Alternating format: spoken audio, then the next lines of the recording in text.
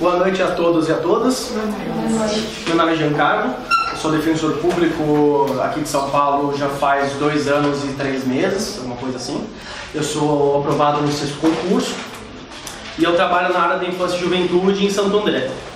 Então lá na área de infância e juventude de Santo André eu atuo com todas as áreas que a gente tem de infância e juventude, exceto a parte de execução de medida socioeducativa. Então, isso significa que eu trabalho com a parte internacional, com a parte que a gente chama de fazenda, né, que são as demandas contra o Estado, e também as demandas que nós entendemos como sendo mais propriamente cíveis de família, que são adoção, guarda, tutela. Então, eu tenho uma visão um pouco mais ampla de tudo que a gente tem ali na infância, né, o que acho que pode ser mais proveitoso para a gente abordar aqui. São 10 aulas de infância que a gente tem aqui no nosso curso, 7 sou eu que vou apresentar aqui para vocês. 3 são outros professores, né? Seria para dividir só com a Fernanda, só que ela não pôde na última aula, por isso que foi a professora Lígia, né? Que ela é do Paraná, para poder dar aquela matéria ali para vocês. Então, a gente tem bastantes aulas aqui ainda pela frente, fiquem à vontade para tirar dúvidas do que for necessário. Eu vou dar algumas sugestões de leitura, de doutrina, de como foi a minha experiência para compartilhar um pouco, depois a gente entra na matéria propriamente dita. E fiquem absolutamente à vontade para fazer perguntas. Se eventualmente tiver alguma pergunta que eu não souber responder na hora, me comprometo a estudar, a ler depois, responder para vocês. O importante é a gente sanar todas as dúvidas. É um prazer muito grande estar aqui para dar essa aula aqui para vocês nesse curso, como eu já tinha falado com alguns de vocês antes de começar. Eu acho que esse cursinho aqui ele é uma iniciativa fantástica. Quando o Thiago me convidou para ajudar a montar isso daqui, eu fiquei extremamente feliz, porque a defensoria ela é para os pobres. Só que não é porque a defensoria é para os pobres que nós devemos ter uma defensoria pobre e, pior ainda, uma defensoria que não tem pessoas em que a pessoa que é atendida consegue se refletir. Então, na maior parte das vezes, nós temos nos concursos públicos aquele mesmo perfil. Costuma ser o homem, se bem que no direito também tem muita mulher, né? Mas o homem ou a mulher branca, de classe média alta, que teve boas condições de estudo, normalmente que fez uma escola particular, que fez uma faculdade boa, né? Normalmente a trajetória é um colégio particular bom, uma faculdade pública boa, ou então alguma outra faculdade privada boa, e muitas vezes pessoas que não têm uma condição financeira tão bacana ou que socialmente não conseguiram por N questões, acabam ficando de fora e cai um pouco por terra essa questão de meritocracia que muitas vezes a gente acaba vendendo ou a gente acaba ouvindo por aí. Então é muito bacana mesmo poder participar de um projeto como esse. Eu agradeço demais, principalmente o Thiago, mas todos os outros também, por poder fazer parte disso. Bom, inicialmente eu gostaria de mostrar aqui para vocês algumas das obras que eu acho que vale a pena de infância, tá? Infância e juventude é um pouco difícil de você achar obras específicas para estudar. São poucas as faculdades que têm a matéria de infância e juventude nas suas grades curriculares. E a maioria das que tem como eletiva, né? Então, por exemplo, o Mackenzie, onde eu fiz faculdade, agora tem infância e juventude como matéria obrigatória. Mas eu sei que é muito raro isso nas faculdades. Então, como tem poucos lugares que tem essas matérias, tem poucas pessoas que dão aula sobre isso, poucas pessoas que escrevem sobre isso e pouco debate também sobre a matéria. A questão do infância e juventude ser o segredo de justiça também acaba dificultando que você consiga fazer questionamentos sobre decisões que foram dadas, né? Então, decisões que foram proferidas acabam não indo para a discussão pública e aquilo que deveria ser algo para proteger a criança ou adolescente, que é o segredo de justiça, acaba muitas vezes até sendo um manto para defender ou para proteger juízes que dão decisões que não são tão corretas ou que pelo menos pelo escrutínio da doutrina não passariam. Então eu vou mostrar para vocês algumas obras que eu acho que são importantes, não são matérias que cobrem todo o assunto, mas eu acho que também vocês não precisam ficar indo também em doutrina e achar que isso é a solução de tudo, né? Vocês têm uma receita que é fantástica, a receita se chama edital. Se vocês conseguirem ler o edital, vocês têm exatamente tudo que vai poder ser cobrado de vocês. A doutrina ajuda vocês a compreender, assim como as aulas também. Então nunca substituam a letra seca da lei, as jurisprudências, as súmulas, tão apenas pela aula, ou tão apenas pela doutrina. Tudo é complementar. Então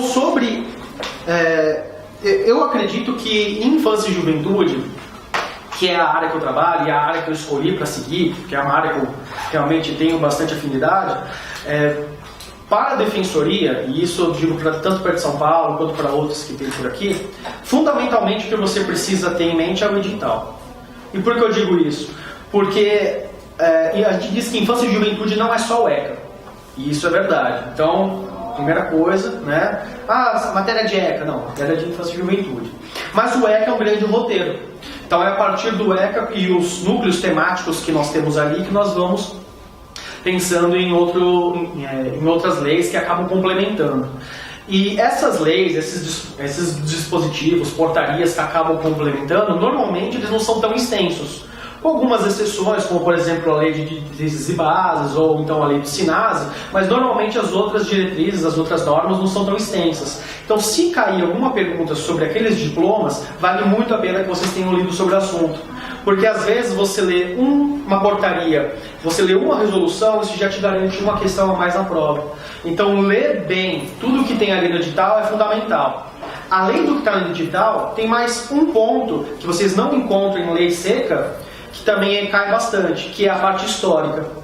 Então, sempre na prova de infância, pelo menos na primeira fase, cai uma questão sobre o histórico da infância e juventude. Vocês tiveram essa matéria com a Fernanda, né? Então, inicialmente eu indico esse livro aqui, que é do professor Sérgio Salomão Checaira. Talvez a Fernanda já tenha indicado para vocês. Eu vou escrever aqui. Ela indicou, sim.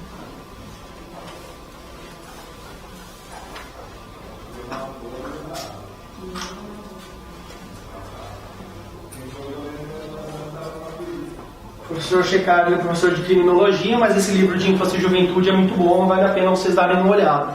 Pelo menos nos primeiros capítulos, que é onde ele fala sobre a evolução de infância e juventude. Eu acho que vale bastante a pena. Além disso, para complementar o estudo da parte civil, eu acho que esse daqui é o melhor livro que nós temos, que é o Estatuto da Criança e do Adolescente, comentado artigo por artigo, do Rossato, Leporé e Sanches. Principalmente para a parte civil.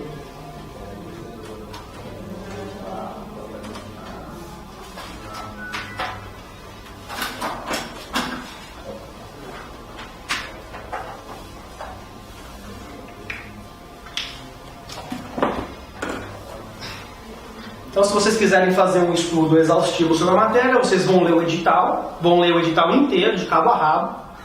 Vocês vão ler o Checaira. Se quiser complementar, vocês podem ler o livro do Rossato. E além disso, eu vou dar ainda mais uns pulos do gato aí que eu acho que vale a pena. Tá? Vocês estão prestando um concurso focado, né? Então esse é um cursinho para a defensoria. Então é muito importante que vocês tenham em mente o que os defensores têm pensado. Até porque muitas vezes são os defensores que elaboram artigos, elaboram teses, que são os examinadores depois. Até porque para você poder ser examinador, você precisa ter uma carreira acadêmica e uma coisa liga a outra. Então uma coisa que é muito importante vocês darem uma olhada para aprimorar os estudos são as revistas do Núcleo de Infância e Juventude. Nas revistas do Núcleo de Infância e Juventude existem vários artigos feitos por defensores que você vai ter exatamente ali quais são os posicionamentos dessas pessoas. Além disso, no site da Defensoria, vocês encontram os pareceres do Núcleo Especializado de Infância e Juventude, os pareceres do NEIJ, que são documentos elaborados pelo nosso Núcleo Especializado de Infância e Juventude, especificamente sobre a questão, tanto para indicar como os profissionais devem atuar, até para nos manifestarmos em relação a outras instituições. Vale a pena vocês conhecerem também. Só por curiosidade, em relação a princípios institucionais, talvez valha a pena dar uma olhada nos pareceres da ouvidoria também, tem tudo no site da Defensoria. Essa revista do Núcleo também? Tem também no site da Defensoria. Tudo, só os livros que, né? Então, o edital, esses dois livros, só por, né? Caso alguém queira também a mais um livro de infracional, tem um autor chamado Alexandre Moraes da Rosa, que ele tem um livro sobre ato infracional, que é muito bom, mas aí se vocês quiserem aprofundar, não é nada para sair correndo também, ai meu Deus. Então o edital, esses livros, a revista do Núcleo, os pareceres e, claro, súmulas, né? Então súmulas, jurisprudência, né? Então, súmulas do STJ, do STF, do TJ, vocês também encontram isso lá no site do TJ, tem várias súmulas que falam sobre medicamentos, sobre saúde. Teses institucionais da Defensoria, vocês sabem que isso existe? Conhecem? As teses institucionais são como se fossem súmulas criadas pelos defensores. Então, são orientações feitas pela própria carreira para como os próprios defensores devem atuar de forma estratégica no seu dia a dia. Então, existem vários sobre infância e juventude, acho que seria interessante vocês conhecerem também, porque além do enunciado, depois vocês têm a explicação do porquê que você chegou nesse raciocínio. Então, vocês têm alguns argumentos bem interessantes. Então, questões relacionadas a atos infracionais, execução de administração educativa, multiparentalidade, adoção, por aí vai. E por fim, eu ainda indico para vocês, existem súmulas realizadas em congressos nacionais de defensores públicos. São orientações, né? Se de repente você quiser ver como outras defensorias estão pensando, quais são os entendimentos que estão em voga, são sempre posicionamentos críticos, feitos por defensores públicos. Então, se quiserem além também descobrir isso daí, vai muito bem colocar numa segunda fase, eventualmente, conforme. Então, súmula do Congresso Nacional dos Defensores Públicos. Vocês acham tudo na internet.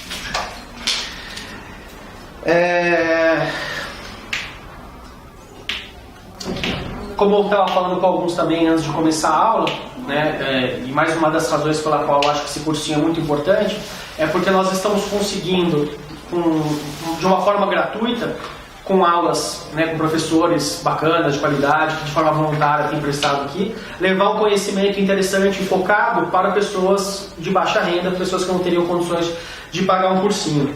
Eu vou contar um pouco sobre a minha história de vida, sobre como eu estudei. Sei que vocês já ouviram bastante isso, mas eu acho que vale um pouco a pena. Eu terminei a faculdade já pensando que eu queria fazer defensoria. Então eu fiz os 2 anos inteiros de defensoria. Na verdade eu comecei um dia antes do tempo que podia, fiz um requerimento ali, coisa e tal, entrei no meu último dia de 3º ano e fui completo. Fiz um ano no Brás, né, fazer juventude, e um ano na Barra Funda, no criminal. E quando eu fiz o estágio no Brás foi quando eu falei, nossa, eu quero fazer defensoria, eu quero trabalhar na área da infância. Então, desde o final da minha faculdade, eu já vinha estudando forte para um dia conseguir prestar concurso. Tive muitas vantagens, tive muitos benefícios próprios da minha condição. Então eu passei com 2 anos e meio de formado.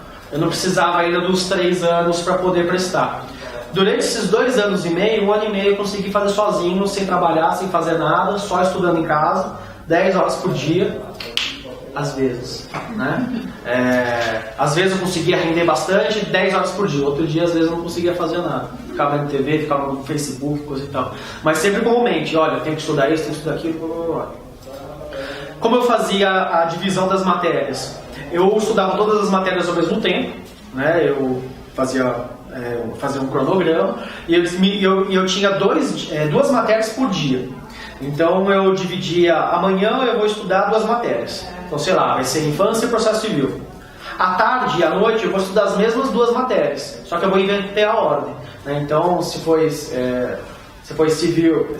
e processo civil, aí eu vou começar com infância e processo civil de novo, né? Não vou fazer casadinho para não ficar muito maçante. E assim foi todos os dias até no sábado. Só no domingo eu não fazia nada, né? E aí o dia que eu pegava mais de descanso, mas todos os dias eu estudava essas matérias. Depois do meu último ano eu tive que me virar por questões X, mas também tive de novo questões favoráveis, consegui um trabalho super tranquilo como pesquisador, trabalhava 6 horas por dia, então meu trabalho também acabava sendo estudo. Então muitas vezes meu trabalho fazia do estudo eu fazia o trabalho e vice-versa. A minha esposa está prestando agora a defensoria, então eu estou sendo o coaching dela, né? Para ela eu estou fazendo um pouco diferente a forma de estudo. Não sei se vai ser melhor, não sei se vai ser pior, mas é uma forma diferente. Como é que eu tenho feito com ela? Eu tenho feito dividido por blocos de matérias. Então, de novo, né, uma questão que eu acho que é interessante, cada um pode ter uma diferente. Eu penso da seguinte forma, como eu acho que a gente pode ser mais direto e reto ali na hora do concurso. Você tem 88 questões, né, são 11 blocos, sendo que um deles é de administrativo com tributário dividido, né? Então, se assim Infância vale a mesma coisa que civil, constitucional vale a mesma coisa que filosofia, só tributária e administrativo que não vale tanto quanto as outras. O meu modo de indicação para ela estudar, que eu indico para vocês agora, é tentar fechar o máximo possível as matérias que são possíveis. Então, por exemplo, eu acredito que infância e juventude, princípios institucionais, filosofia e talvez difusos sejam matérias que vocês conseguem esgotar todo o edital. Civil, óbvio que não, né? Então, civil você tem aqueles 6, 7 livros para estudar só de um determinado doutrinador, sendo que ainda existem várias coisas diferentes, né? Isso é só o curso de Direito Civil, ainda tem várias outras leis civis correlatas, mas eu acho que essas são matérias que vocês conseguem acabar abrangendo todo o edital. Por exemplo, filosofia são cerca de 6 livros, se eu não me engano, 5 ou 6 livros que vocês têm que ler. Vocês conseguem ler os livros, vocês conseguem chegar na hora da prova e falar, eu li todos os livros. Depois, se vocês vão acertar todas ou não, isso é outra coisa, mas vocês vão ter terminado, vão ter lido todos os livros. Em infância, vocês conseguem fazer isso também. Então, o ECA, o SINASE, a Lei de Diretrizes e Bases, são maiores? São. Então, vocês conseguem ler tudo. Dá para fazer. Não é impossível. Mesma coisa com princípios. Basicamente, você tem ali 2 leis que são as mais importantes, né? A lei nacional e a lei estadual, e você tem algumas outras deliberações, algumas outras que são importantes. Então, a minha indicação que eu dei é esgota essas matérias, porque alguma base vocês têm das outras. Então, assim, o que vocês não podem é zerar as outras matérias. Se tirar 2, você passou para a próxima fase. Agora, se você consegue uma nota boa em princípios, você consegue eventualmente superar alguma nota pior que você teve lá para trás. Eu lembro quando eu prestei 2 vezes o concurso da Defensoria de São Paulo. E na primeira vez que eu prestei, eu tirei a nota acima do corte. Mas eu tirei menos do que 2 em processo civil. Então, de que me adianta ter tirado uma nota bacana, sendo que eu não tinha o mínimo ali naquela matéria? É óbvio que todas as matérias você vai ter que estudar. Só que, se você conseguir passar e você conseguir esse mínimo, de repente você consegue fazer umas compensações. Algumas pessoas aqui me falaram que eu estou fazendo uma matéria por vez, coisa e tal. Vai fazer uma matéria por vez? Não vai fazer processo civil. Porque o processo civil é uma matéria muito extensa. Eu pensei assim, bom, civil, processo civil, penal, processo penal, constitucional, eu tive uma base boa na faculdade. Eu estudei essas matérias. Então alguma coisa eu vou acertar. Princípios eu não vi, filosofia eu não vi da forma como a gente está vendo, e infância eu também não vi, difuso eu também não vi. São matérias que eu preciso correr atrás. Pelo menos eu fui para a prova com essas matérias exauridas. As outras a gente foi tomando aí pela frente. É a forma que deu certo para mim. Depois cada um para vocês vai dar ou não, aí também fica para cada um.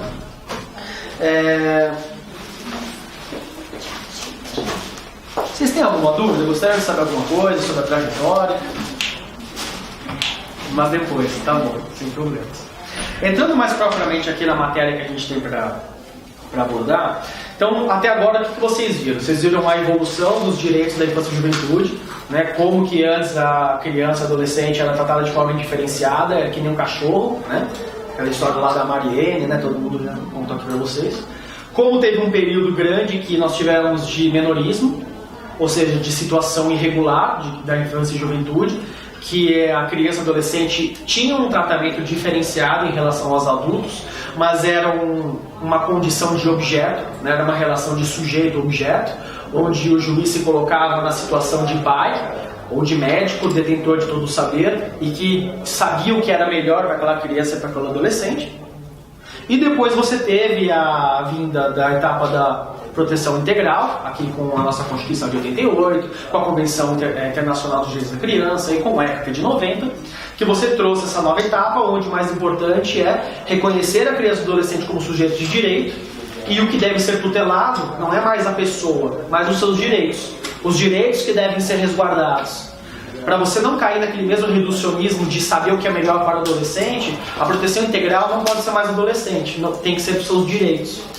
O legislador, por meio do Congresso Nacional, foi que já delimitou quais são as leis, e cabe aos juristas fazer cumprir as leis. A gente não pode sair da nossa cabeça achando o que é melhor para cada um. Hitler achava que o melhor para a população era fazer o que ele fez. Cada um tem o seu melhor, cada um tem subjetivamente o que ele acha que é o melhor para as pessoas. Então, para boas intenções, o inferno está cheio. Para a lei, não, para a lei é só uma. Então, eu quero ser julgado pela lei, não quero ser julgado pelas boas intenções. Depois disso, a gente analisou os tratados internacionais que falam sobre o assunto, principalmente aqueles mais voltados aos direitos fundamentais, sendo que os relacionados à infracional a gente vai ver depois. E também a gente já falou sobre os direitos fundamentais propriamente contidos no ECA. Então, a questão relacionada ao trabalho, à liberdade, até a parte ali de autorização para viagem, não é isso? Tá. Além desses direitos que a gente abordou, sempre para quem está acompanhando o ECA, estrategicamente a gente pulou justamente a parte do direito à convivência familiar. E por que isso? Basicamente porque de todos os direitos que nós temos, me perdoem a heresia, mas o direito à convivência familiar é o mais importante. Tá? Não dá para fazer essa distinção, mas ele é muito importante para quando a gente está discutindo infância e juventude. Por quê? Porque além de ser um direito da criança e do adolescente, o direito à convivência familiar, muitas das medidas que o judiciário ou que os outros atores acabam tomando, até no intuito de proteger a criança e o adolescente, elas acabam gerando uma separação dessa criança e desse adolescente da sua família. E isso em qualquer âmbito, seja no infracional, onde você pode colocar o adolescente num tempo de internação, como na parte civil, onde você pode colocar um adolescente numa unidade de acolhimento institucional. Então, nós vamos muito ver essa questão sobre o direito à convivência familiar em todas essas etapas. Então, inicialmente, vamos tratar da seguinte forma. A Constituição diz que é dever da família, da sociedade e do Estado zelar para a criança e pelo adolescente. Né? Lembrando, sempre criança e adolescente. Menor é coisa de quem não estudou o ECA. É coisa de quem se passou no concurso antes do ECA. Com todos os seus problemas aí de estigmas. Então, como que a família, a sociedade e o Estado podem contribuir para que essa criança tenha seus direitos resguardados? Nós temos inicialmente a questão das políticas sociais.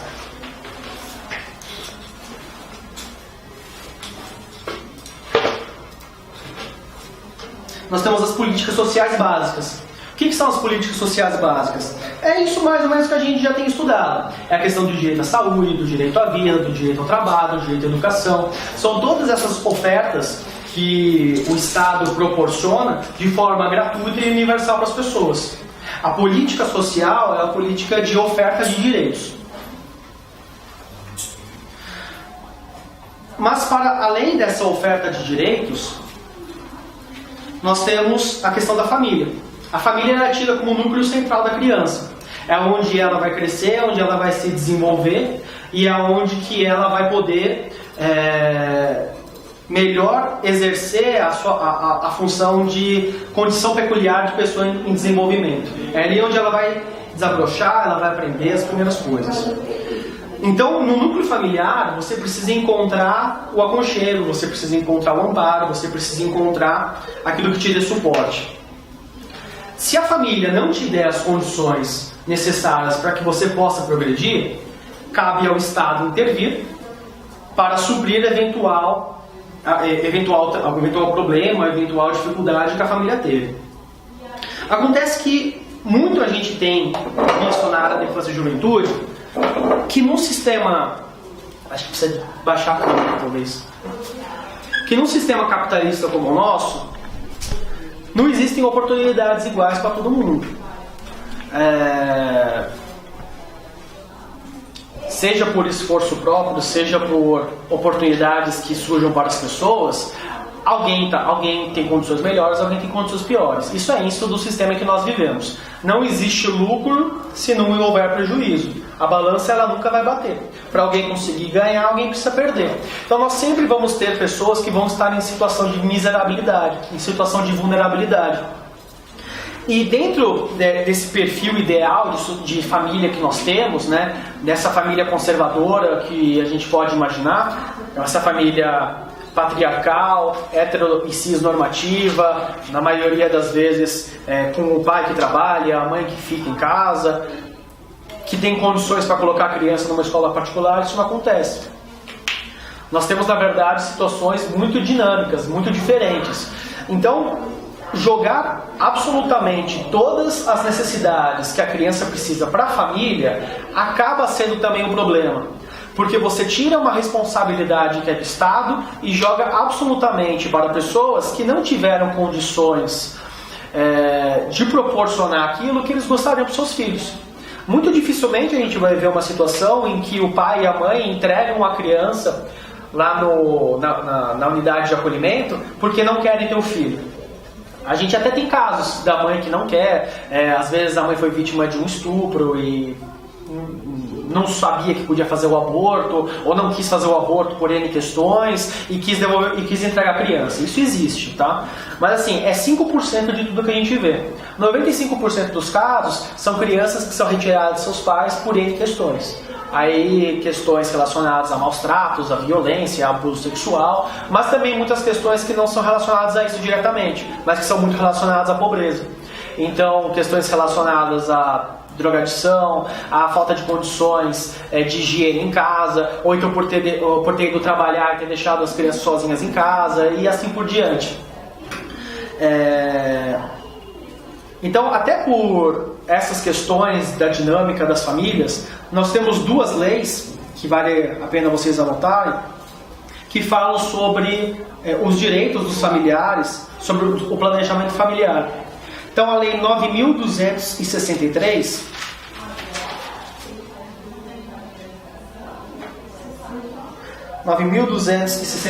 de 96, ela é a Lei do Planejamento Familiar. E ela dispõe sobre a possibilidade e o direito que os pais têm de serem informados, de receberem anticonceptivos e de inclusive poderem fazer laqueadura, outras formas de esterilização, criminalizando qualquer tipo de esterilização involuntária. E além disso nós temos a Lei 12.010 de 2009, que ela é equivocadamente chamada de Lei de Adoção. Ela trouxe várias reformas no ECA.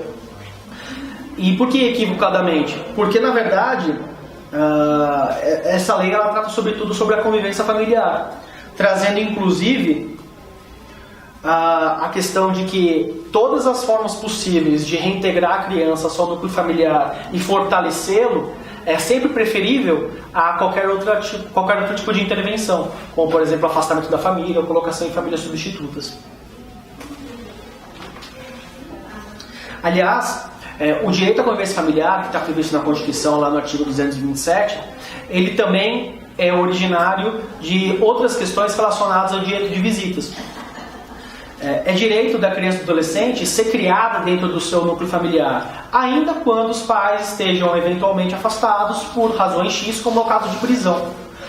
Então, se o pai ou a mãe estiver presa, é direito da criança continuar tendo a convivência familiar com aquele parente preso. E é por conta disso que, inclusive está no último edital da Defensoria de São Paulo, a resolução número 173 de 2014, da SAP, que é a Secretaria de Assuntos Penitenciários, ela modificou o regimento interno padrão das unidades prisionais, que é a resolução SAP 144, dizendo que é desnecessário qualquer tipo de autorização judicial para que as crianças e adolescentes possam visitar seus pais presos. Isso, na verdade, é uma repetição do que o próprio ECA já traz, salvo engano, no seu artigo 19, parágrafo 4. Eu não estou com ele aberto aqui, mas se eu não me engano é isso. É uma repetição do que a própria lei já disse, mas é uma resolução que constou do edital de vocês no último concurso, então acho que vale a pena trazer para vocês. Isso daí para São Paulo ou para de outra resolução? A resolução é de São Paulo, mas é uma repetição de dispositivo que já está no ECA, então vale para o país inteiro. Você perguntou isso no Rio Grande do Sul, eu sei que não dá. Uma pessoa estava presa lá e a menina menor de 15 anos, adolescente, não conseguiu entrar. Tá. Ela falou que tem uma menina de 15 anos no Rio Grande do Sul que não conseguiu entrar no presídio. Normal, tá? Por que é normal? Porque violações de direito a gente encontra todos os dias.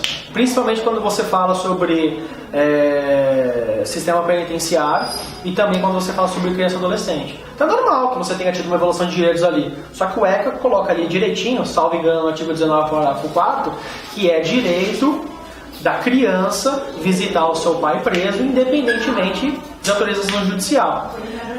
Repito, é um direito da criança, não é um direito do pai nem um direito da mãe.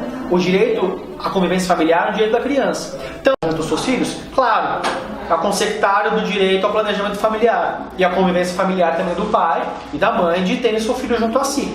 Mas o foco principal é sempre a criança ou adolescente.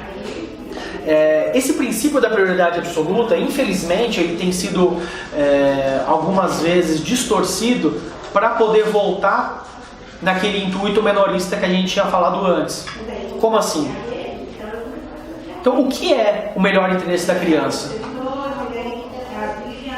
O melhor interesse da criança é crescer no seio familiar com aquela família onde o pai está preso e a mãe ela faz uso de drogas?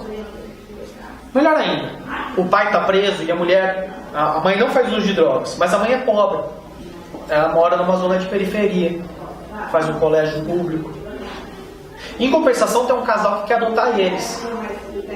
É um casal cheio de condições financeiras. É um casal que não consegue ter filhos, mas que quer adotar uma criança, exatamente por conta disso, e vai colocá-la na melhor escola possível, vai colocá-la na melhor faculdade, vai ter o melhor plano de saúde. Não é o melhor interesse da criança? Não é bom para ela? Pois é. Por quê? Porque muita... Pode falar. Não concordo, mas deve ter com a mãe pobre, mas não com a mãe. Exatamente. Mas qual é a questão? Muitas vezes no nosso judiciário, e eu estou trazendo questões do dia a dia, porque isso é inerente da defensoria e é importante vocês saberem, porque as questões vão ser voltadas para isso. Mas muitas vezes a questão do melhor interesse da criança é traduzida da forma como a gente tem na nossa sociedade capitalista, da forma monetária. Então, como que na nossa sociedade você dá valor para alguém? Com dinheiro. Então, quanto mais aquilo vale, mais aquilo custa. Né? É a dificuldade de você conseguir comprar que fala o quanto que aquilo é melhor. Então, uma família que vai dar melhores condições para a criança é aquela família que tem mais dinheiro. Isso na visão de algumas pessoas. Na visão das pessoas que estão estritamente pensando então apenas no econômico. E muitas vezes, na questão afetiva, a família substituta também vai ser boa. Porque eles querem dar amor, eles querem... Muitas vezes, nessas questões, você tem vários problemas. Porque a família substituta, a família dos adotantes, normalmente está de boa fé. A criança está de boa fé. Porque a criança, às vezes, é uma recém-nascida. E a mãe, o pai que está perdendo a criança também está de boa fé. Mas a questão é compreender que o direito à convivência familiar vai muito além sobre as melhores condições financeiras. Isso está muito mais ligado a o Estado proporcionar as melhores condições para que essa família consiga se reestruturar e assim ela consiga dar as melhores condições para essa criança, dentro do seu seio familiar. Então é por isso que sempre que a gente fala sobre a responsabilidade da família, da sociedade, do Estado, a gente nunca pode esquecer que quando nós estamos falando sobre a responsabilidade da família, nós estamos falando, antes de tudo, de uma obrigação do Estado de dar condições para essa família para, por sua vez, ser um núcleo que vai dar boas condições para as crianças. Porque senão a gente vai dar uma carta branca para que todas as famílias pobres tenham seus filhos arrancados e dados para as pessoas ricas. Que é mais ou menos o que aconteceu na época do nazismo. Só que se a gente fala que é isso hoje, a gente fala que o cara é exagerado, né? Ah, que comparação infeliz. Pois é, mas se faz isso, infelizmente. E aí tem N razões. Ah, a casa é ruim. Ah, mas o trabalho da mãe é um trabalho de má fama, né? Ela é prostituta. Ah, mas o pai está preso. Ah, mas a mãe e o pai estão presos. E a criança vai ficar aguardando quanto tempo no acolhimento? Né? Primeira coisa que o Estado tem que fazer é fortalecimento da família. Não é por outras razões que nós temos, né, já foi visto na aula passada, toda a questão que envolve o pré-natal, toda a questão que envolve o nascimento da criança e o pós também, né? Mas além disso nós temos outras questões que a gente vai analisar assim em seguida, isso em próxima aula, sobre as medidas protetivas que podem ser aplicadas. Nós temos um rol extenso de medidas protetivas, onde a mais severa é o afastamento da criança do lar para uma unidade de acolhimento institucional ou uma unidade de acolhimento ou um acolhimento familiar. Ela é mais severa e excepcional. Ela é mais severa porque ela traz uma violação ao direito à convivência familiar. Acontece que em alguns momentos, quando você faz uma ponderação, você pode dizer, nesse momento vale a pena você tirar a criança do convívio familiar. Então, de repente, você tem um pai e uma mãe que estão explorando sexualmente aquela criança. A gente precisa tirar. Depois a gente vai trabalhar com essa família e dá para reestruturar outra coisa. Mas, eventualmente, a gente precisa desse afastamento. Agora, essa não é a regra. Mas a gente vai ver isso depois. Então, sempre que nós estamos falando de família, a família é importante. A família tem que matricular na escola, como a gente já viu. Tem que prestar todas as questões relacionadas à saúde, como a gente já viu. Não pode praticar maus tratos. Tem que fazer o papel protetivo, mas a família tem que ser protegida. Não é à toa que a área da infância e juventude é uma área muito bacana, porque quando você fala de criança e adolescente, você está falando de um micro ordenamento que abrange do começo até 18 anos. Toda essa parcela, em todas as áreas possíveis. Civil, criminal, trabalhista, em tudo. Infância e juventude é do 0 aos 18. Então, quando você tem essa questão, e mais do que isso, quando você é obrigado a lidar de uma forma mais ampla com a questão da infância e juventude, você sai do seu mundo burocrata de direito, você sai do seu mundinho do jurídico e você é obrigado a ter que olhar para outros lados. Então não é por outra razão que no mundo da infância e juventude a gente tem a questão mais multi ou interdisciplinar possível. Nós temos muita intersecção, muito convívio com o CAN. Você sabe o que é o CAN da Defensoria Pública? O CAN é um dos órgãos mais importantes que nós temos aqui na Defensoria e é um grande diferencial para os advogados ou então para os conveniados. E é muito bacana poder dizer que a população pobre conta com isso. Toda unidade tem que ter um CAN. E todo CAN tem que contar com pelo menos uma psicóloga ou um psicólogo e um assistente social ou uma assistente social. E por que isso é muito importante para a relação da infância e juventude? Porque muitas coisas que dizem respeito à infância e juventude a gente consegue resolver extrajudicialmente. A gente não precisa esperar judicializar. Então, quando a gente está falando aqui ainda sobre a questão protetiva, a gente está tentando analisar a questão antes de dar o problema. Então, a gente está falando, é dever da família, da sociedade, do Estado, zelar pela efetivação dos direitos da criança. Então, primeiro a gente vai falar sobre a efetivação dos direitos da criança. Depois a gente vai falar sobre a fiscalização. Por último, quando deu besteira, aí a gente vai ver como é que vai funcionar a parte judicial. Então, muita parte a gente tenta resolver extrajudicialmente. Como? A gente tem uma rede de garantia de direitos da infância e juventude que trabalha no backstage, por trás, nos bastidores, sem ter que entrar propriamente no judiciário. E isso inclui Ministério Público, Defensoria, Delegacia, sim, mas também engloba Conselho Tutelar, município, escola, Estado, Educação, Saúde, outras organizações da sociedade civil que trabalham com um tema, como por exemplo o SEDECA. Em relação à saúde, nós temos várias questões, UBS, CAPS, enfim, são várias intersecções, várias interfaces que nós temos na área de infância e juventude. E o CAN consegue fazer esse canal. Então, a assistente social ou assistente social vai conseguir dizer diretamente, olha, se você for ali, você vai ser mais efetivo. Vamos conversar já com uma pessoa que trabalha na prefeitura, ali na Secretaria não sei das quantas, que a gente consegue eventualmente fazer com que o benefício já seja transferido e que com isso você não tenha uma condição de precária situação econômica e a criança não precise ir lá. Ou então, olha, essa criança está fora da escola, fala para o conselho tutelar que vai conseguir a vaga, não conseguiu, entre em contato com a defensoria. Esse é o trabalho de rede, esse é o trabalho que a gente consegue fazer antes de entrar com qualquer tipo de ação. E é um dos trabalhos mais efetivos que a gente tem, porque a gente consegue resolver o problema na sua gênese.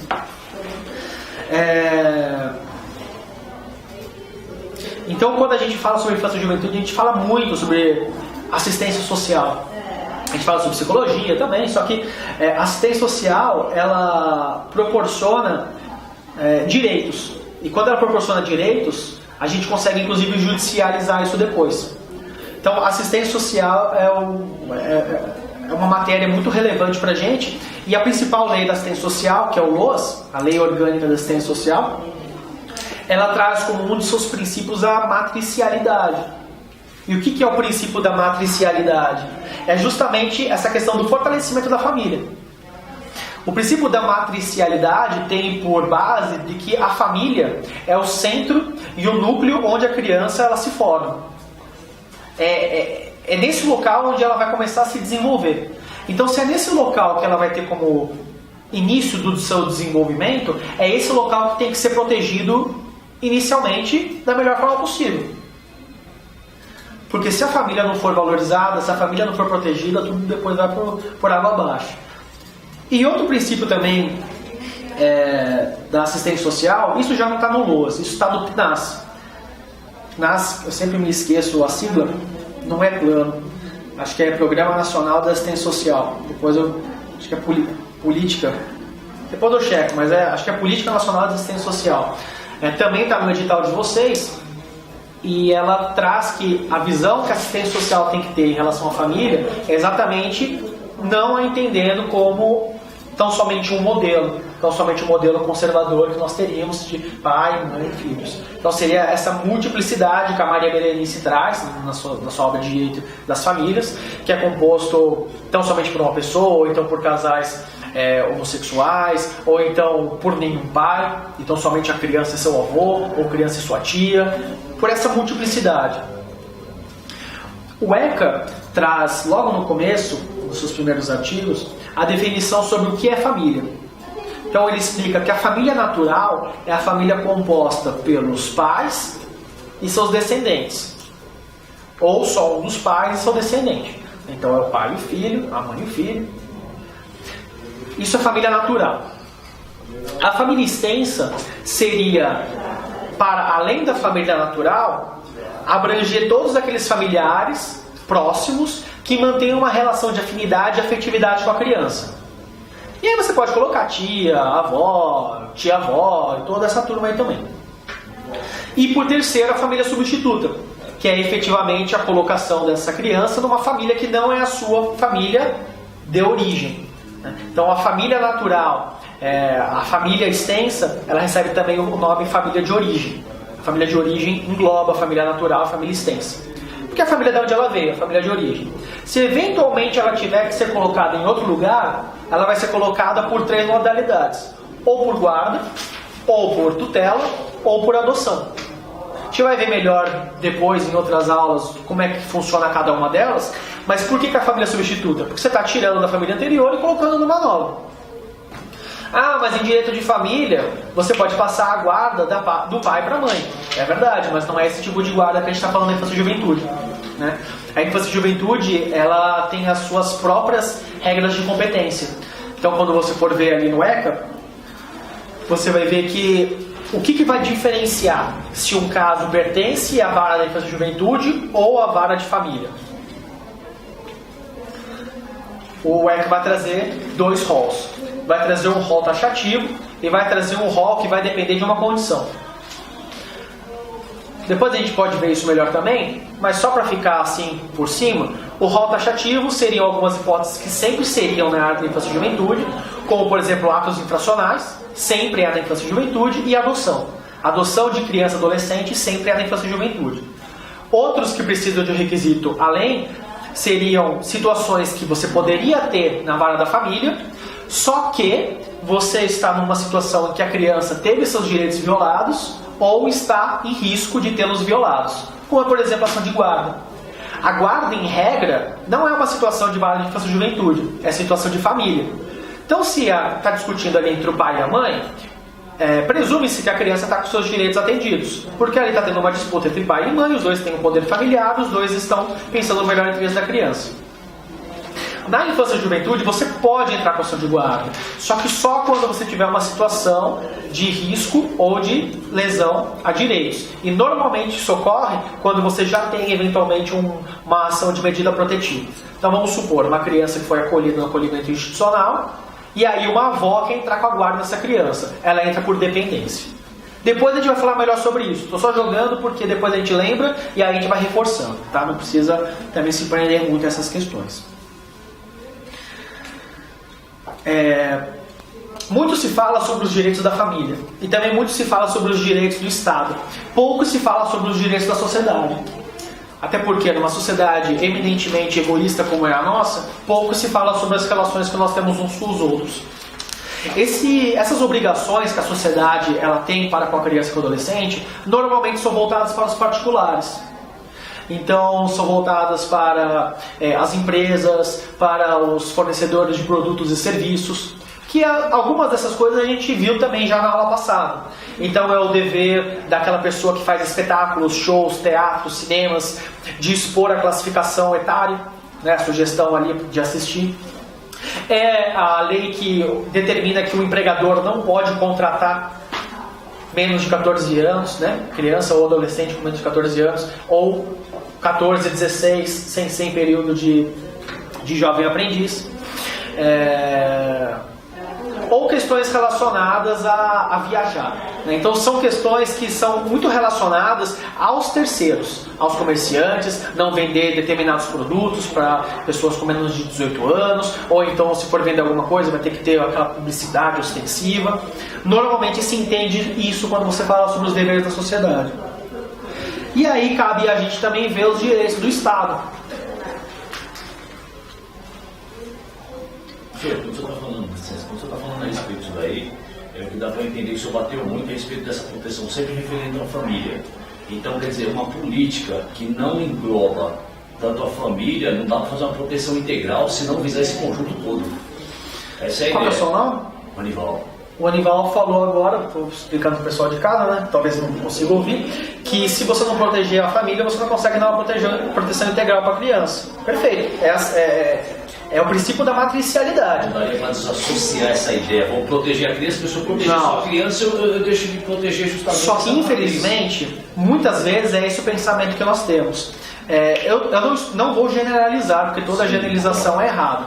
Mas, normalmente, quando você vê associações, organizações que vêm com um título de Save the Children, salvar as crianças, salvação não sei o quê, normalmente isso recai, ainda que voluntariamente, numa etapa tutelar, no menorismo. Porque você acha que você vai salvar aquela criança, como se ela precisasse ser salva. E não como se, na verdade, fosse a nossa sociedade que precisasse ser salva. É essa sociedade, com todas as suas mazelas, que proporciona uma situação desigual, que não dá condições para essa família ter um ambiente propício que essa criança possa se desenvolver. Salvo alguns casos que realmente há violência contra a criança, violência física, violência sexual, normalmente os familiares que têm os seus filhos acolhidos, eles não são pessoas ruins. Não são pessoas que odeiam seus filhos, que querem fazer mal para os seus filhos. São pessoas que, pelo contrário, vêm buscar a defensoria para que a gente consiga, de todas as formas, pegar a criança de volta. Porque querem ter a criança, querem poder amamentar, querem poder cuidar, querem dar tudo aquilo para elas que elas acham que é correto. Só que a sociedade não dá para as famílias as condições necessárias. E outra coisa, cada região é uma realidade diferente. Nós tivemos um caso na defensoria lá do trabalho, onde houve a colocação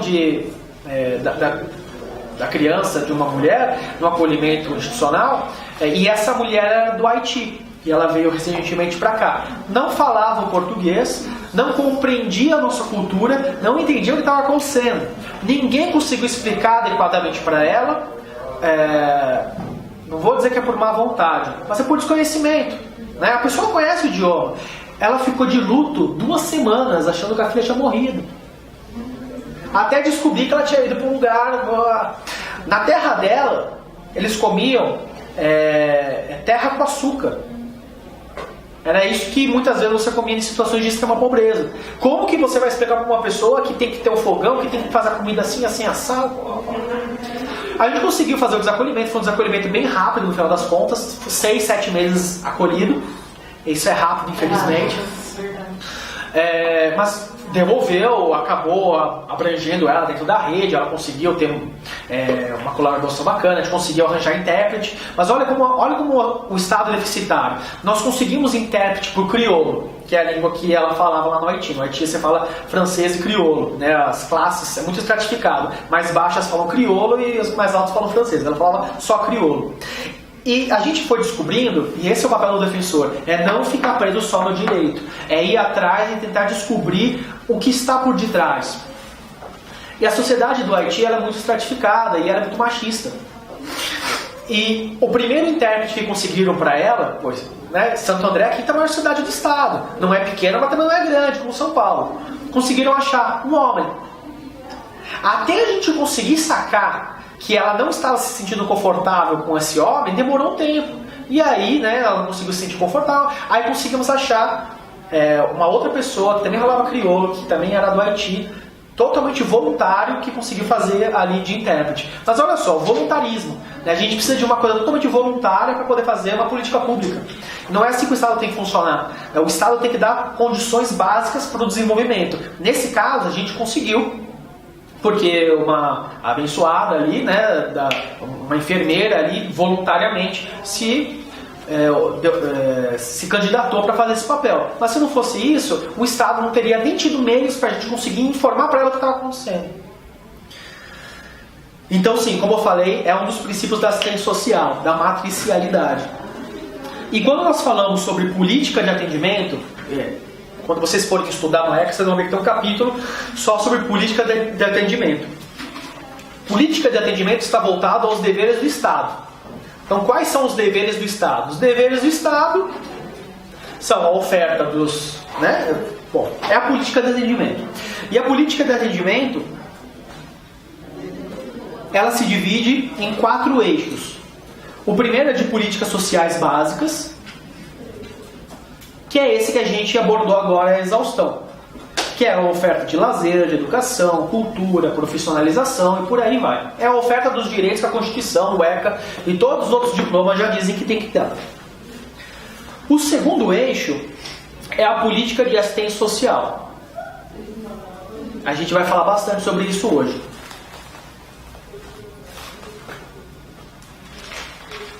Eu tenho até que horário? Por volta das 9. Das 9. Tá. Tá. A gente vai falar sobre isso melhor daqui a pouco. O terceiro eixo é a política de proteção especial. Esse eixo ele tem como alvo crianças e adolescentes em situação de risco que já aconteceram, crianças específicas que já aconteceram. Então, situações de abuso sexual, de exploração infantil, maus tratos e atos infracionais. Então, costuma ser uma política voltada para o caso concreto de situações que já aconteceram. Então você tem alguns órgãos que não fazem parte nem da política social básica, nem da assistência social, que prestam um serviço, como por exemplo em Santo André tem uma ONG que presta serviço junto ao município, que também presta em outros municípios, chamado CRAME, que é o Centro de Referência, é o Centro de Referência de Atenção aos Maus Tratos da Infância, acho que é alguma coisa assim. Me perdoe se estiver equivocado, mas sobre maus tratos da infância. Então é focado ali nessa área. Em São Paulo já tem. O CRAME? Não, ele é conveniado, né? Tá, é conveniado, exatamente. Com a prefeitura, é o SPVV. E nós temos muitos órgãos conveniados com a prefeitura. Sim. A sociedade civil ajuda bastante. Que atende a criança. Exatamente. E o quarto eixo é a política de garantias, que é para crianças e adolescentes envolvidos em conflitos de natureza jurídica. E aí você tem, como parte da sociedade civil, o próprio SEDECA, Ministério Público, Defensoria, Judiciário, Delegacias e por aí vai. Então, o SEDECA seria uma organização da sociedade civil, né, que tem um convênio com o Estado, que presta isso por meio desse convênio, e os outros órgãos você já conhece.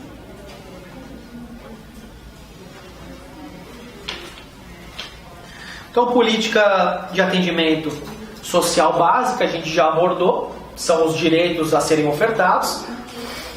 A política de proteção especial possui como alvo caso concreto, abuso sexual, exploração infantil, maus tratos, ato infracional. E política de garantias são questões relacionadas à explicação, emancipação de direitos, proteção, defesa. Vale muito a pena a gente falar sobre a política de assistência social, que ela é voltada para crianças e adolescentes em estado de vulnerabilidade. Então, crianças e adolescentes já são vulneráveis por si só. né? Quando a gente fala sobre a atuação da defensoria, a defensoria ela atua constitucionalmente para as pessoas necessitadas. Só que necessitado não é tão somente no aspecto financeiro, é no aspecto organizacional também, lembra? Então, quando nós falamos em defensoria atuar para os necessitados numa perspectiva organizacional, a gente fala do preso, que não tem como contratar ninguém, que não pode ser processado sem defesa. A gente fala da mulher vítima de violência doméstica, que está numa situação de vulnerabilidade excepcional. A gente fala da criança, do adolescente, do idoso, da pessoa com deficiência. A gente fala desses núcleos que estão com situação especial de vulnerabilidade. Então, a criança e o adolescente já são pessoas em situação de vulnerabilidade. Então, quando falamos de crianças e adolescentes vulneráveis, né, nos termos da Lei 8.742, de 93, e também da Constituição, essa aqui é a Lei do LOAS. Muitas pessoas talvez já ouviram falar dessa lei por conta do benefício, que na verdade está errado, né? O benefício não se chama LOAS, LOAS é a Lei Orgânica de Assistência Social. O benefício chama BPC, que é o benefício da prestação continuada. A gente vai falar daqui a pouco também. Então, quando nós estamos falando sobre crianças e adolescentes em situação de vulnerabilidade, nós estamos falando de crianças e adolescentes que, por algum motivo especial, estão numa situação tão lastimável que precisam de um up, precisam de alguma coisa que possam tirá-las dessa situação emergencial. Hoje nem tanto, mas antes era muito forte o sentimento de que a assistência social estava ligada à caridade, estava ligada à busca por votos, à busca por... Não era algo sério, era algo feito para poder ajudar as pessoas, não somente para conseguir fama, para conseguir votos. A assistência social, na verdade, é muito mais do que isso. A assistência social é um direito. Ela é constitucionalmente prevista e também prevista pelas leis. O que isso significa? Significa que é um direito do cidadão, um direito subjetivo, exigir do poder público determinadas medidas. E por que alguém vai precisar de uma assistência social? A assistência social ela tem duas funções básicas. A primeira é suprir aquele estado de necessidade imediata que a pessoa está. Sabe aquele ditado que saco vazio não para em pé? Então, se você não encher pelo menos o saco antes, o saco não vai nem conseguir ficar de pé. Se você não der o alimento que a pessoa precisa, como é que você vai conseguir fazer com que ela comece a pensar? Então, o primeiro ponto da política de assistência social é fazer com que ela saia dessa situação de miserabilidade imediata. A gente pode pensar no Bolsa Família, que é um projeto, na verdade, federal, né? Não tem tanta atuação aqui direta com o que a gente pode pedir ou não pela defensoria judicialmente, mas extrajudicialmente a gente pode sim fazer pedidos relacionados a isso. Como a gente vai ver mais para frente, é o CRAS que é responsável pelo requerimento do benefício do Bolsa Família. E mais do que isso, a assistência social ela tem como meta a emancipação da pessoa. Então é essa virada da política de assistência social caritativa e meramente assistencialista, pejorativamente falando, que a gente tinha antes, para o que nós buscamos agora. Então é uma política de assistência social que te dá o mínimo para você sair da condição de miserabilidade, para te acolher naquele momento de sofreguidão que você se encontra, e mais do que isso, te dá meios para você começar a andar com seus próprios passos, para que você não dependa infinitamente dessa política de assistência social.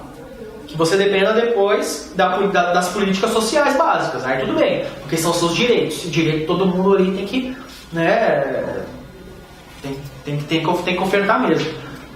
Então, você tem aquele caminho mínimo para você poder se erguer, para você poder sair daquela situação de confusão, uma situação de rua, muitas vezes, uma situação de violência, para poder, com seus próprios passos, conseguir se desenvolver. Então, sempre quando vocês forem ver alguma questão relacionada à assistência social, sempre entendam como sendo erradas todas aquelas questões que colocam como caritativo, né? Não é função da assistência social, pelo menos na forma como a gente vê hoje, você tem essa função.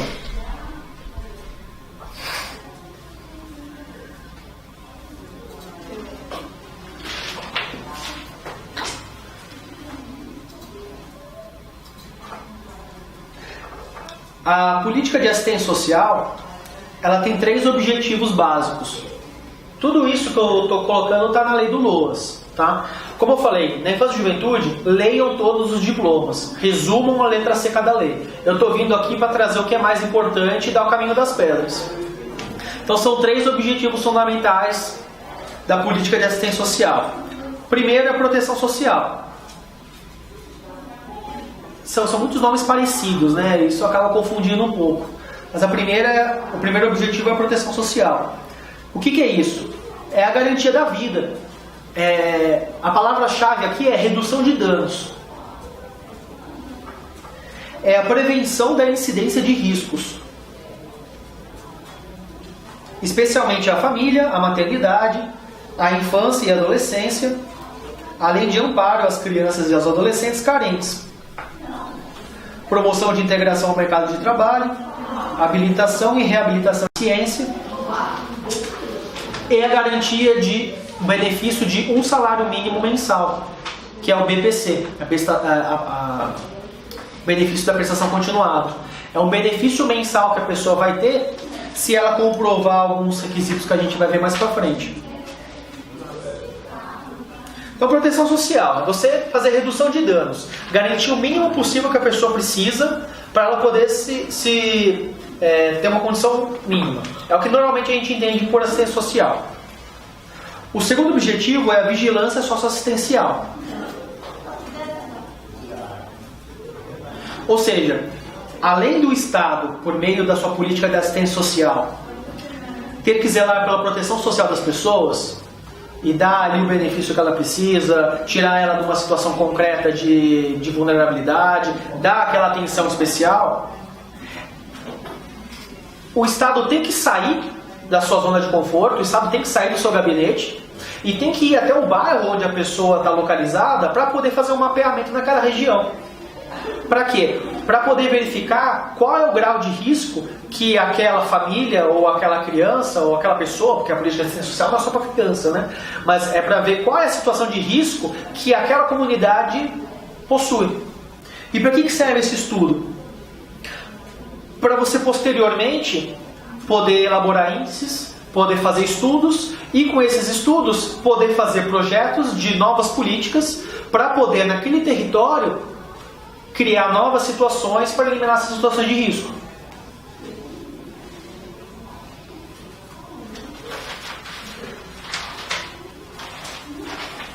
É a prevenção, nesse caso, não prevenção. Cuidar para É preventivo. É preventivo.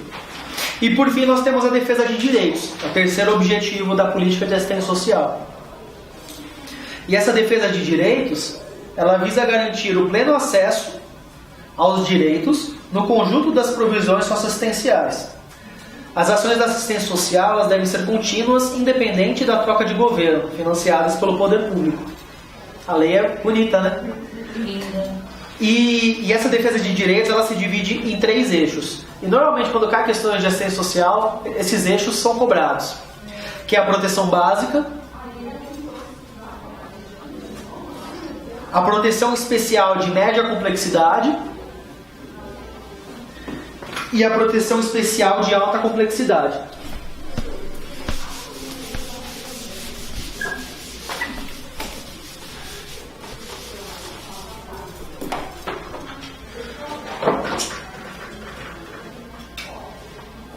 Proteção social básica, proteção social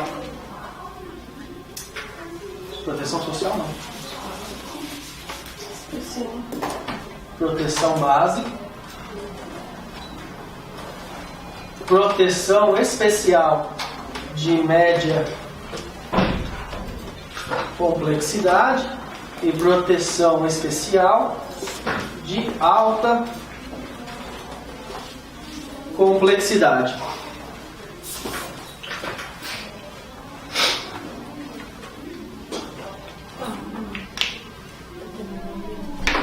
E o que são esses eixos?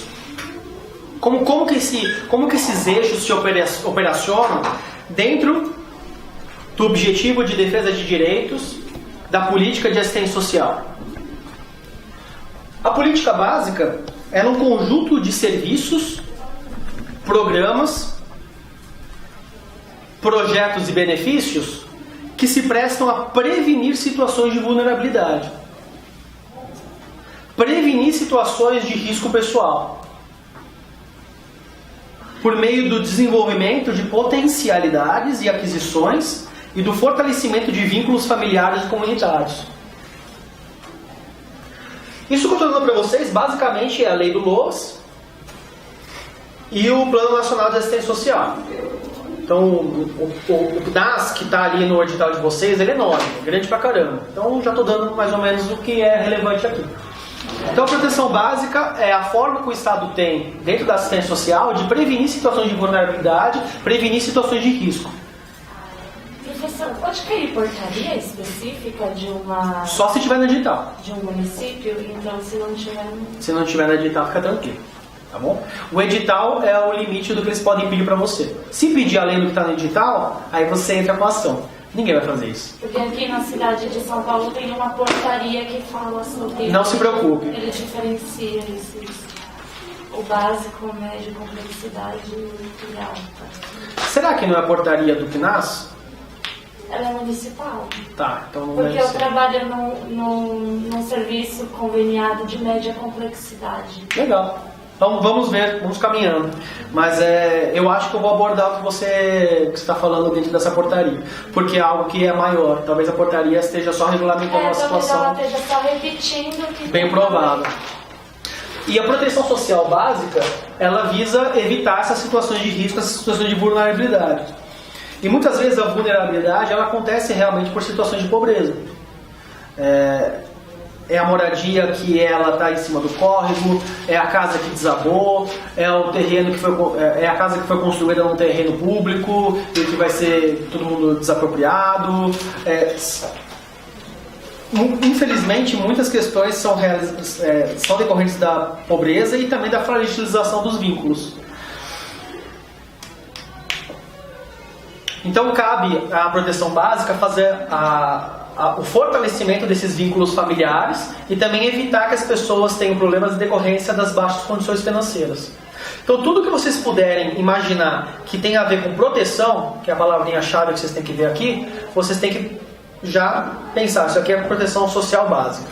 Tá, proteção. Se é proteção, então os vínculos familiares não foram rompidos. Nós temos vínculos familiares que estão estáveis.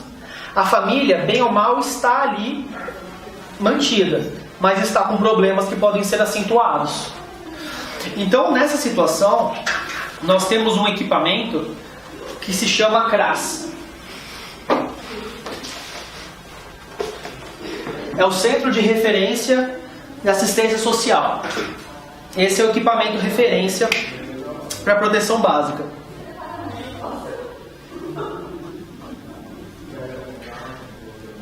E dentro do nosso edital, nós temos a resolução CNAS, que é o Conselho Nacional de Assistência Social, 109/09, que vale a pena te dar uma olhada exatamente por estar no edital. E essa resolução, ela indica quais são os serviços socioassistenciais que competem a cada uma dessas proteções. E a proteção social básica, eu vou ler aqui para vocês, é o serviço primeiro, Serviço de Proteção e Atendimento Integral à Família, o PAIF.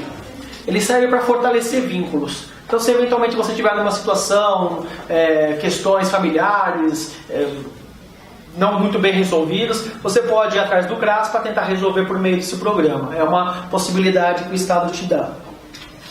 O segundo serviço que tem disponível na resolução é o Serviço de Convivência e Fortalecimento de Vínculos. Ele prevê trocas intergeracionais.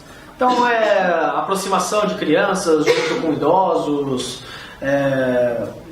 De novo, são situações que você não tem cara de vínculos. São situações que servem para você tentar aproximar mais. Então, de repente, você tem uma situação onde você tem uma criança que mora tão somente com o avô. E a criança, o adolescente não trata tão bem o avô. E o avô reclamou. Então, leva lá o adolescente para ele passar um tempo com outros idosos, para ele ver como é que é o dia a dia, para ele aprender um pouco mais sobre a vivência deles. Às vezes tem um idoso que também está com uma situação inversa. É algo só para fortalecer. E por terceiro, nós temos o Serviço de Proteção Social Básica no domicílio para pessoas com deficiências e idosos, que visa evitar situações de risco com a segregação. Então, visa tentar ajudar ali esses idosos, esses deficientes que acabam sendo deixados de lado pela família. Esses programas eles são realizados pelas 3 instâncias de governo, federal, estadual e municipal. E além desses serviços que vocês podem ver melhor ali na resolução de vocês, tem 2 tipos de benefícios que são mais comuns, né? Na verdade, é um benefício que ele é mais famoso, que é o BPC, como eu falei para vocês, que ele é uma renda básica no valor de um salário mínimo. Ele é dirigido a pessoas com deficiência e aos idosos a partir de 65 anos de idade. Observado para o acesso o critério de renda previsto na lei. São pessoas que não devem ter condições para prover o seu sustento por meios próprios e também não pode ter o seu sustento próprio provido por um outro familiar. Aquela pessoa que normalmente não tem amparo nenhum, tem alguma deficiência, ou então, no caso de uma criança ou um adolescente que também tem uma deficiência, que conta tão apenas com um parente que tem uma renda não tão boa. É uma prestação direta de competência do governo federal, também não é algo que a defensoria vai pleitear diretamente por ação judicial, mas que a gente pode, pelo serviço de rede, direcionar a pessoa para poder fazer a solicitação.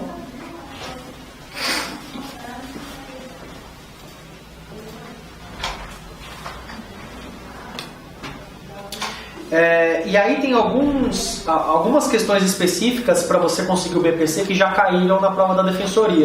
Então eu vou frisar aqui com vocês, ainda que seja uma coisa meio chata, meio maçante, mas vale a pena a gente abordar. O beneficiário ele tem que comprovar não possuir meios de prover a sua própria manutenção, nem tê-la provida por familiares, como eu já falei, né? E é familiares, cônjuge, companheiro, pai, madrasta, padrasto, irmão, tanto faz. Entendendo-se assim família cuja renda mensal per capita seja inferior a 1/4 do salário mínimo. A remuneração da pessoa com deficiência na condição de aprendiz não é computada para todos os fins num prazo de até 2 anos. Então, se eventualmente tem uma pessoa com deficiência que precisa do BPC, mas ela tem condições de exercer uma função na condição de aprendiz, esse valor não entra. O BPC ele não pode ser acumulado com qualquer outro benefício, salvo de assistência médica ou de pensão especial por natureza indenizatória. O acolhimento do beneficiário em instituição de longa permanência não prejudica seu direito ao BPC. Então, às vezes, a criança, adolescente, né, ou qualquer outra pessoa, porque não é só para esses dois, é colocado numa república ou então numa casa de acolhimento, isso daí não tem nenhum problema.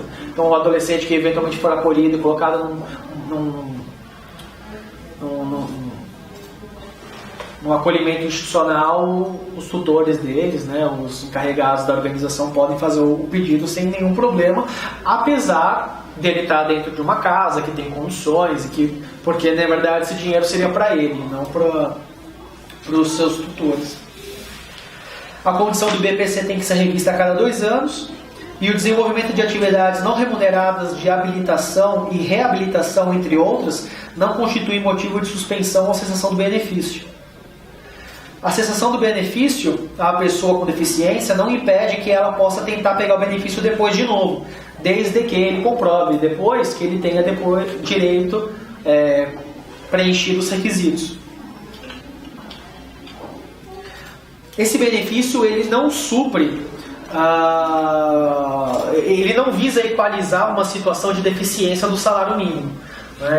Ele não visa equalizar uma situação de, olha, o salário mínimo é pouco, então eu vou te aumentar aqui. Não, é realmente para pessoas de condição de miserabilidade muito alta, que precisam desse valor pequenininho, que é um valor bem diminuto, só para poder ter direito a outras questões.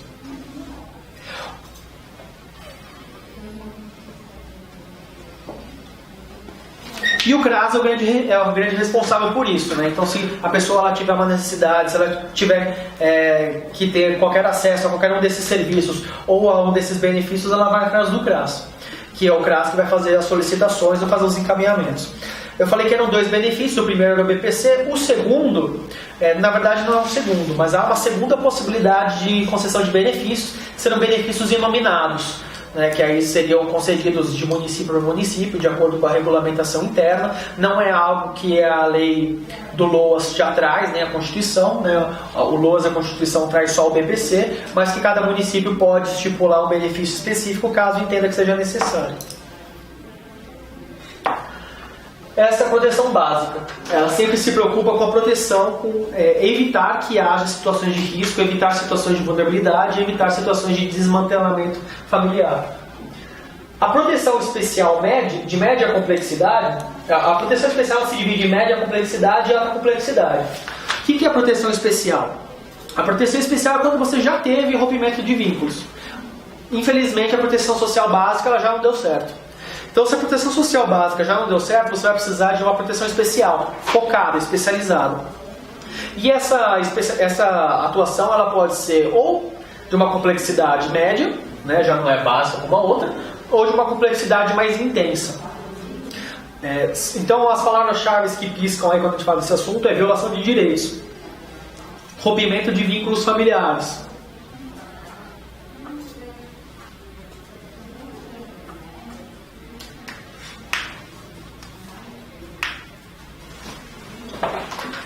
quando nós falamos de proteção especial de média complexidade, os vínculos ainda não foram rompidos.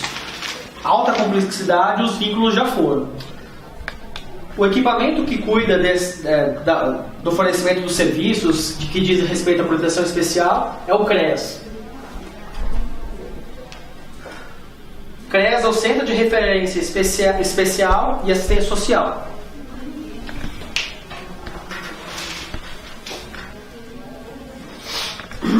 Então, de novo, pela resolução do CNAS, resolução 109 de 2009, proteção especial de média complexidade, nós temos alguns serviços. Nós temos o PAEF, que é o Serviço de Proteção e Atendimento Especializado a Famílias e Indivíduos. Se vocês pegarem, é um paralelismo. Se no outro a gente tinha o PAF, aqui é o PAEF.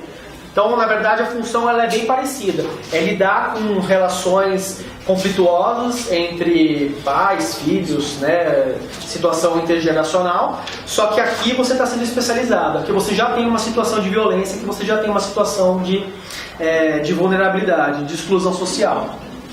Lá no outro você ainda não tinha. Então, PAF é o básico, PAEF é o especial. Dentro dessa situação de proteção especial, a gente pode pensar em jovens, idosos, pessoas com deficiência que estão em situação de rua, idosos que foram abandonados, pessoas com deficiência que foram abandonadas, pessoas que estão em situação de calamidade, seja por migração de outros países, como condição de refugiados, ou por desastres ambientais, e que por conta disso estão numa situação especial de miserabilidade. Essa situação de vulnerabilidade ela não precisa ser perene, ela pode ser específica. Então pode ser só para determinados momentos que a pessoa está passando.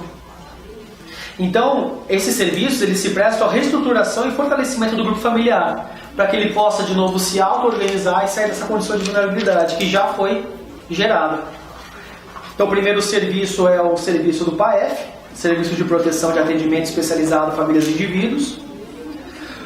O segundo é o serviço especializado em abordagem social, e aí diz mais respeito ao atendimento à população de rua. Aí nós temos o serviço de proteção social a adolescentes e cumprimento de medida socioeducativa de liberdade assistida e de prestação de serviço de comunidade. Quando a gente for ver depois a parte dos atos infracionais, a gente vai ver que nós temos algumas medidas socioeducativas que podem ser aplicadas. Dentre elas, nós temos a internação e a semi-liberdade, que são medidas restritivas de liberdade. Então o adolescente fica segregado em um lugar. E nós temos duas em meio aberto, que são a prestação de serviço de comunidade e liberdade assistida. Essas duas medidas, como elas não ficam segregados, eles ficam em meio aberto. E quem fica responsável por zelar pelo cumprimento dessas medidas? É o Estado. E é o Estado justamente pela parte da assistência social. Então é por meio do CREAS que você vai ter a execução dessas medidas socioeducativas de prestação de serviço de comunidade e liberdade assistida. essa atuação é a prestação de um serviço de média complexidade.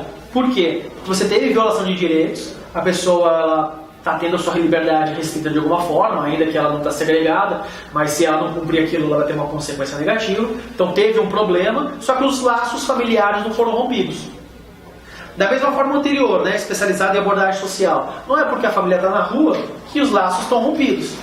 Eles estão numa situação de violação de direitos concreta, mas elas continuam ali com o núcleo familiar preservado. O quarto que nós temos é o serviço de proteção especial para pessoas com deficiências, idosos e suas famílias. Então, eu desconheço como funciona essa parte, mas tem um serviço especializado e tem um outro serviço especializado em pessoas em situação de rua, que é focado então apenas nesse tipo de nessa população, nessa situação. E depois nós temos a proteção social especial de alta complexidade, que é aquelas que garantem uma proteção integral à pessoa que está sendo protegida, e ela se encontra sem referência ou em situação de quebra de vínculos familiares. O que significa essa proteção integral? Significa que o Estado vai totalmente cobrir as necessidades que essa pessoa precisa. Normalmente, quando a gente fala de proteção especial de alta complexidade, a gente pensa em acolhimentos. A gente pensa em lugares onde a pessoa dorme. Então, tanto que os serviços aqui que a gente tem como exemplo, serviço de acolhimento institucional, tem 4 tipos. Serviço de acolhimento institucional, de abrigo institucional de crianças e adolescentes. Essa terminologia ultrapassada já, abrigo. Hoje em dia a gente fala acolhimento institucional. O ECA trazia na sua origem a palavra abrigo. Em 2009, todas as palavras abrigo foram substituídas por acolhimento institucional. Então nós temos o uso das crianças, que a gente vai ver isso depois.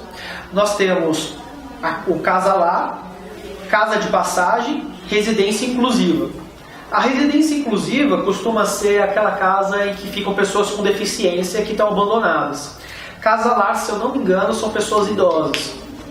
A casa de passagem normalmente é uma casa de entrada, que é como se fosse uma triagem, e depois você é indicado para um lugar onde você tem que ir. Então são lugares onde você vai ser totalmente abrangido, você vai dormir lá, você vai comer lá, você vai estudar lá, ou vai ser transportado para o lugar de estudo, então você precisa ser protegido.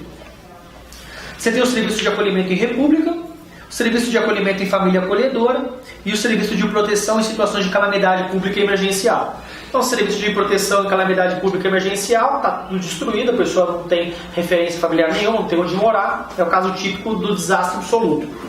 O serviço de acolhimento em família acolhedora é uma modalidade de acolhimento. Depois a gente vai ver isso também, é uma medida protetiva, não é o acolhimento institucional, mas é o acolhimento familiar. Tem seus prós e contras, depois a gente vê isso daí.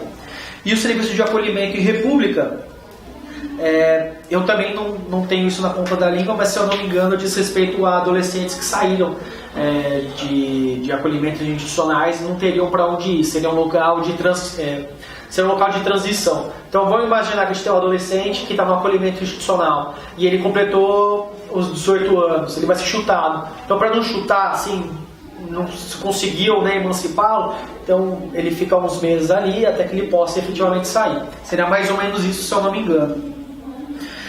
Então você tem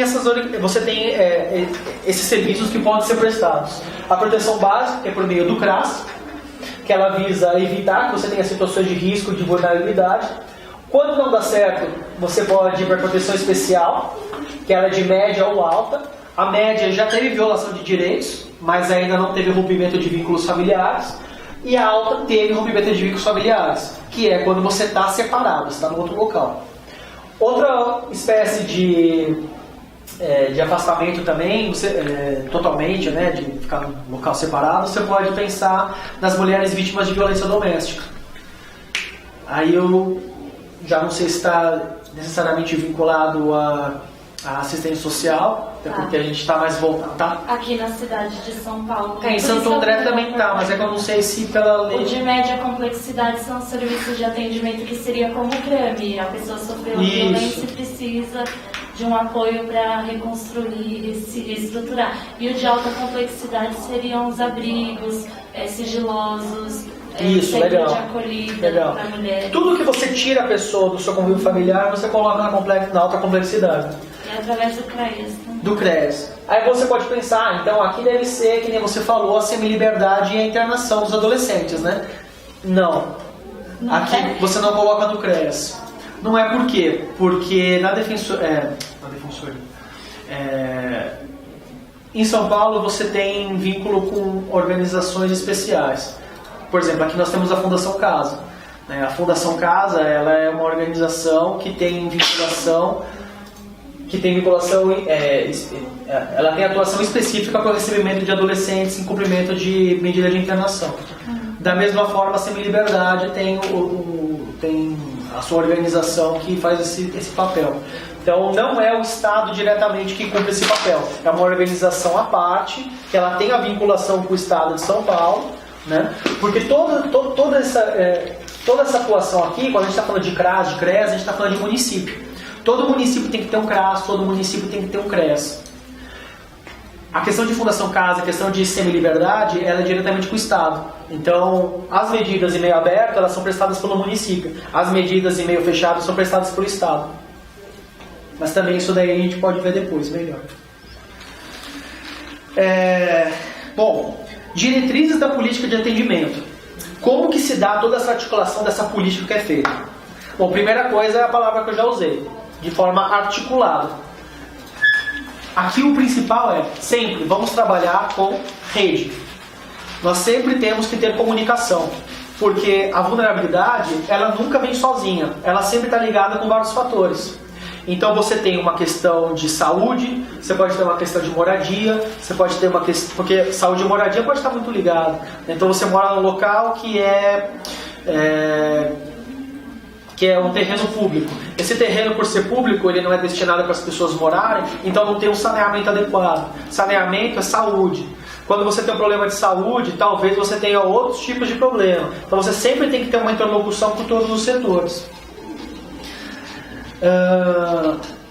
O próprio ECA diz também que deve haver uma articulação entre a assistência social, defensoria, MP, judiciário e segurança pública.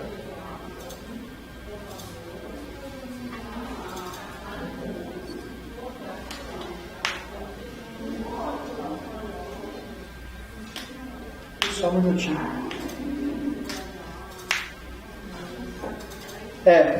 Defensoria, MP, Judiciário, Segurança Pública e Conselho Tutelar nos casos de proteção à criança e adolescente. Eu vou traduzir para ficar um pouco mais fácil. Nos casos cíveis. E você também tem que ter uma articulação, uma segunda articulação, que seria entre Judiciário, MP, Defensoria, Segurança Pública e Assistência Social, para agilização do atendimento inicial a adolescentes acusados de ato infracional.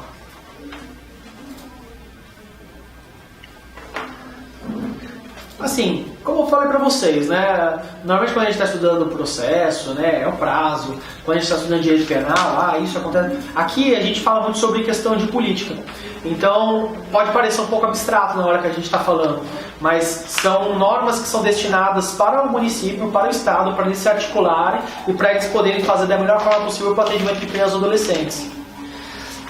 Então, como eu falei, a primeira articulação que o ECA traz é Defensoria, MP, Judiciário, Segurança Pública e Conselho Tutelar para a proteção da criança e adolescente.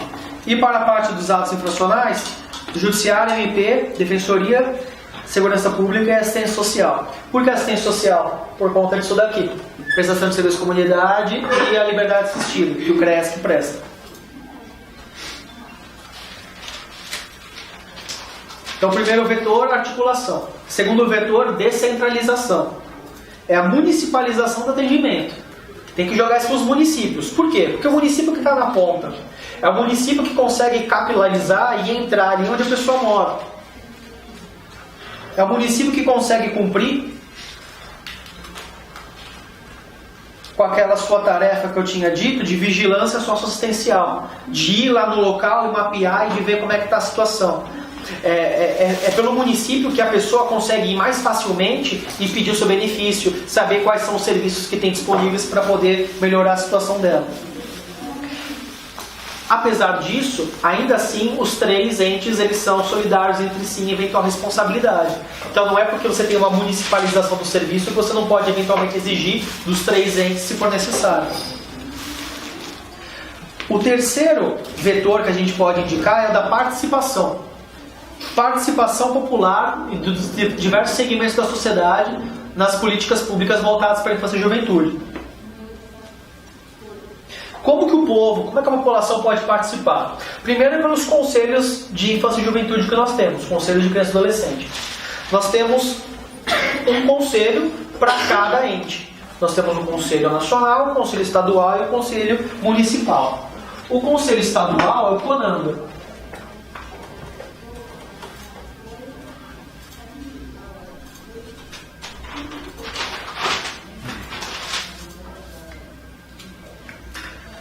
É o Conselho Nacional dos Direitos da Criança e do Adolescente. O estadual é o CONDECA. Não confundir com o SEDECA. O SEDECA é a organização da sociedade que presta seus serviços por meio de convênio com o Estado, com o município.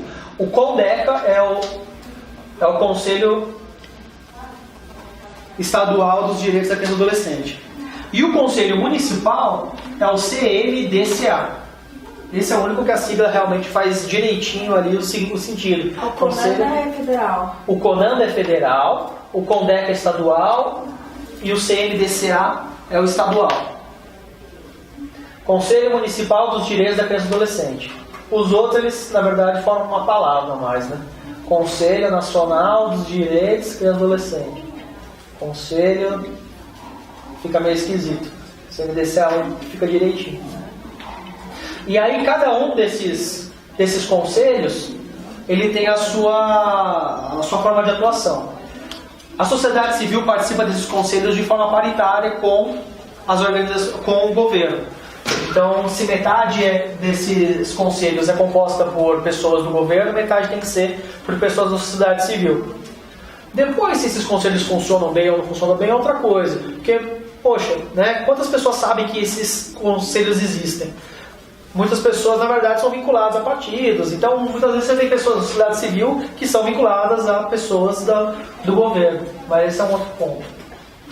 Ao CONANDA fica a parte de normas gerais, né, diretrizes e normas gerais. O CONANDA é o responsável por coordenar toda essa estrutura e, basicamente, por emitir as suas resoluções normativas gerais. Então nós temos as resoluções CONANDA, algumas são interessantes da gente analisar, da gente dar uma olhada.